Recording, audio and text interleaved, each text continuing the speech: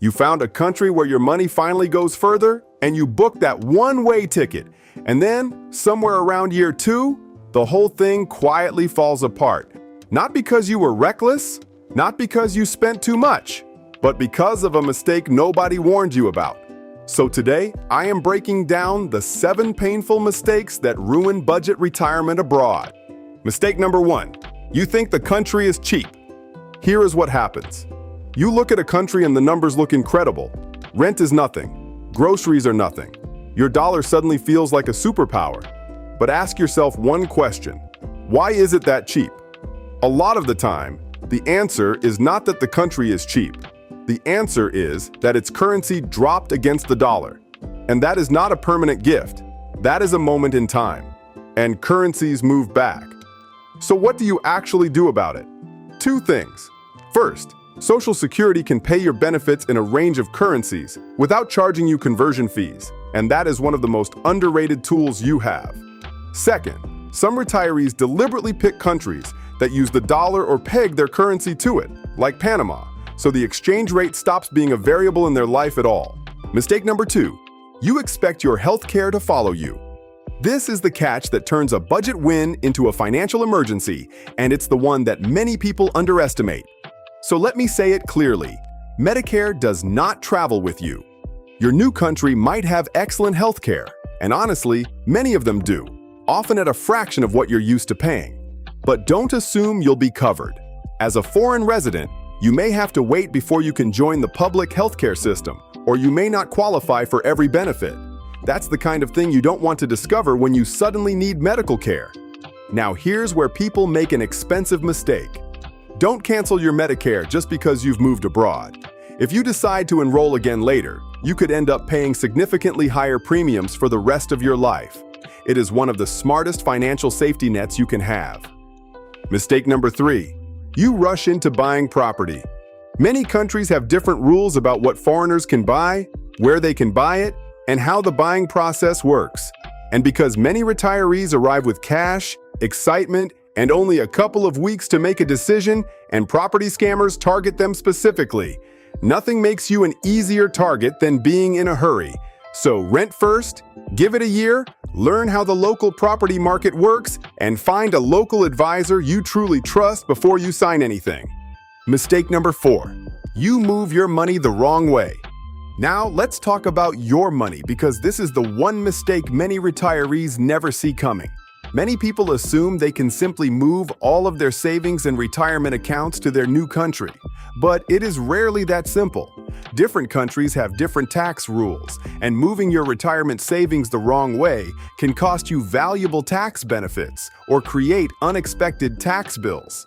Opening bank or investment accounts in another country can also come with extra reporting requirements. If you don't understand the rules, the penalties can be expensive.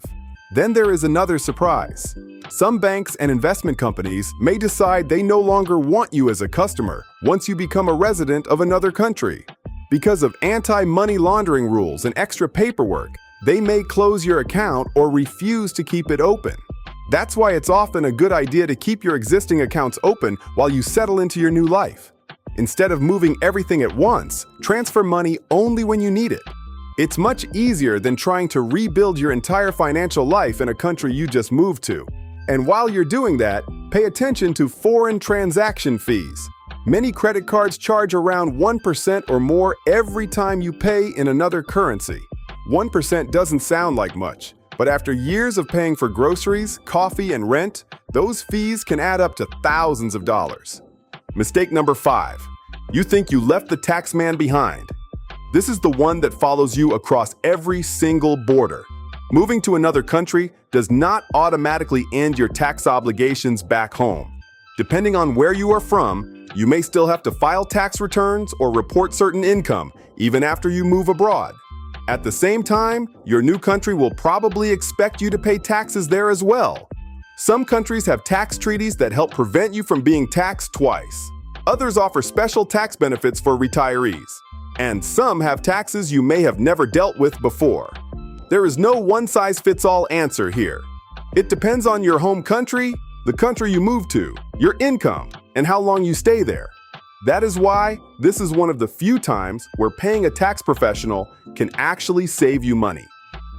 Mistake number 6. You leave your estate plan behind. This is the one almost every retiree forgets because it is the least exciting thing on the list. Moving to another country does not mean your will and other legal documents automatically work there. Every country has its own inheritance laws, and the rules can be very different from the ones back home. Depending on where you move, you may need to update your will or even have separate legal documents for each country. The last thing you want is for your family to face legal problems because your paperwork no longer matches where you live. Mistake number 7. You plan for the wrong version of yourself. This is the mistake that hurts the most because it is not really about money. It is about time. When you imagine retiring abroad, you picture the healthiest version of yourself.